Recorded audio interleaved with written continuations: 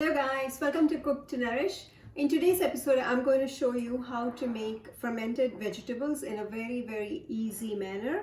It's a very easy method and you'll be successful, even if you're really afraid to try this on your own.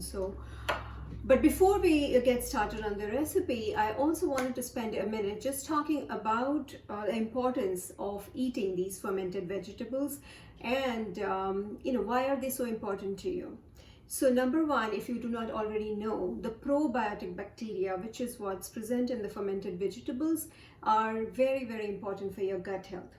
In our body, naturally, there are trillions of these probiotic bacterial cells that naturally are present in our body, almost as the same quantity as your human living cells.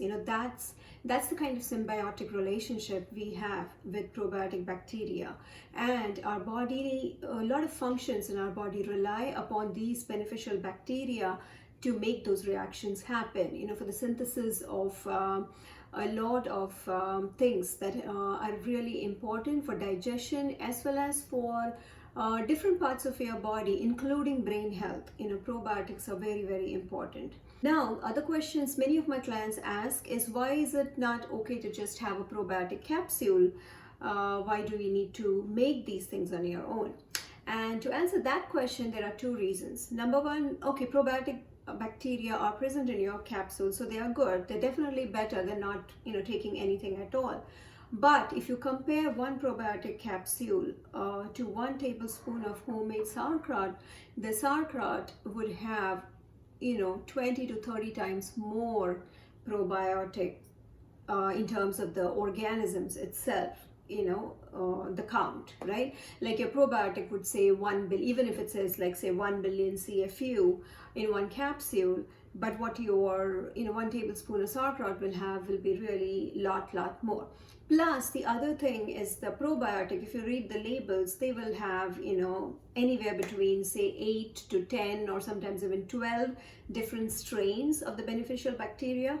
But when it comes to homemade sauerkraut, it has it has been shown that they can range anywhere between 600 to 800 species of different beneficial bacteria. So that's why it's so important. Plus, some people also ask, can I just buy sauerkraut or pickles from outside, from the store? So two things there. Number one, if you're buying, it's okay, but you have to really make sure that the ones that you're buying are raw and unpasteurized. Because a lot of the time, see, like the brand that I have now, these pickles are not the these are homemade pickles, but if familiar with this brand and what traditionally is you eat as pickles from outside, the dill pickles, what happens is those are pasteurized and a lot of unnecessary ingredients and chemicals are added to it. And the worst part is it does not really have any probiotic bacteria in it, because those bacteria are killed along with any bad bacteria. Is basically sterilized, so it just tastes good, but it doesn't have any probiotic bacteria in them. That's why the homemade ones are good. So if at all you're buying nowadays, a lot of the health stores will have good brands which are raw and unpasteurized, and they'll be in the refrigerated section, so like Whole Foods and Trader Joe's, etc. So look for them there. But regardless, now if you buy from there, that's okay, much better than the probiotic capsule and much better than not eating anything at all. But if you make it yourself, then you are getting the probiotic bacteria that's in your home environment, because that's your body, that's where you live, your family lives, and all this probiotic bacteria are in your close environment. So when you are creating the fermented vegetables at home, that's when you get really a very good probiotic fermented vegetable. So that's why, and so easy, so why not give it a try? Alright, so the first and the most important thing for this is this recipe of making the brine. So take 1 quart of water, about 1 liter of water, and add 3 tablespoons of a good quality sea salt. I'm using Himalayan pink salt here. So mix that solution and keep it aside, and that's your brine. Now for the pickling cucumbers, I start by putting a couple of bay leaves in the in my mason jar. And to that, then I'm going to arrange the cucumber slices. So I have used pickling cucumbers here, and organic, and then just try to slice them thin and arranging them inside the jar. You could cut them in any shape or size you like, and then just put them inside the jar. Try to pack in as many as you can, which is what I'm trying to do here. I'm not doing a very good job in terms of making it look good, or in a very organized fashion, but I'm trying to pack in as much as possible, and see if some of the smaller slices can go in the center. And I think I used about 4 pickling cucumbers. And then for flavor, I'm using garlic, fresh garlic, and fresh dill. So I've cut the garlic into thin slices, and I'm just kind of adding them into the jar at different positions. So some in the sides, along the sides, at the bottom, as well as on the top. Same thing with the fresh dill leaves. You can chop them in any manner and just kind of put them all throughout the jar, so that you get the flavor of the dill throughout your pickles as they brine in the brining liquid. Alright, so that's about it. And now once everything is packed in, the last thing to do is to pour the brining solution, which we have already made. So I'm just going to pour that, so I'm not measuring it or anything, just pour a little bit at a time until you see that the water level rises up, and it as keep pouring it until the water level rises above the level of your cucumbers. So that way the cucumbers will remain submerged in the brining liquid. That's what you want. Lastly, I also add like a quarter teaspoon of tea leaves into the liquid. That they have tannins. The tea leaves have tannins, and that also help to keep the cucumber nice and crisp. Along with the bay leaf. Bay leaf also serves that purpose.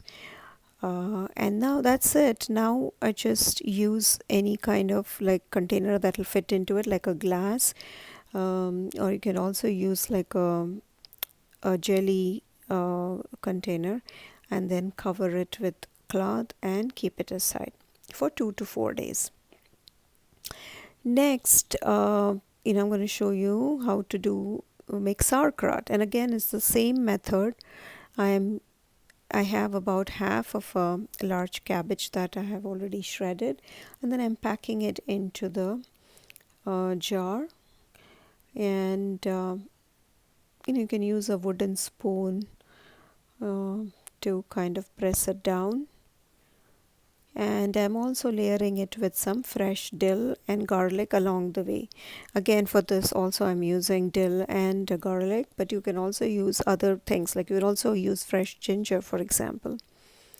And keep on packing it like that. So we've not added salt yet, but again in this method, this is a method I like to use, the brine method. So again I'm just going to add this brine solution. However, add it slowly, little bit at a time, and then continue to pack that, so that the cabbage will also start, shredding some water as you do this. And then soon, you keep doing it until you have like a little bit of a layer of water on top, the brining solution on top. So keep doing that. So in this, compared to the pickle recipe, in this the only difference is that I'm adding water a little bit more slowly, because I don't want to add a lot of water, because this is a sauerkraut recipe. So the cabbage is in a shredded cabbage. So if there's a lot of brining liquid, it will work, but what will happen is then when you're taking it for serving, then you will have a lot of liquid, and because you don't want that, you try to limit the amount of brine to the minimum that you need. And now lastly, I'm using like a small shot glass as a weight to press the cabbage down under the water, and then again I'm using like a glass container to cover the lid. Now this pickle has been at room temperature for around 3 days now, and see, that's like a jelly jar that I had kept inside this container. That will fit as well. So for me the 3 days is like perfect time. I feel like it's really good. Now I also wanted to show you some new things that are available in the market. So these are called as glass weights that you can buy online, and these they serve the purpose of that, pressing the pickles down under the liquid. So, and then it also comes with a lid which actually helps to get all the carbon dioxide out. uh, and it's just convenient, so you could use that as well. Now I also wanted to show you, I did this carrot recipe with ginger and turmeric the same way. Only thing I added was ginger and turmeric. So how long should you ferment before it's ready? So ideally anywhere between 2 to 7 days is good enough. You can, after 2 days I check my pickles. For sauerkraut I keep it for around 4 to 5 days. So you can do a taste test and determine if it's ready. Alright, hope you enjoyed the recipe. Please like and subscribe to my channel. Thank you.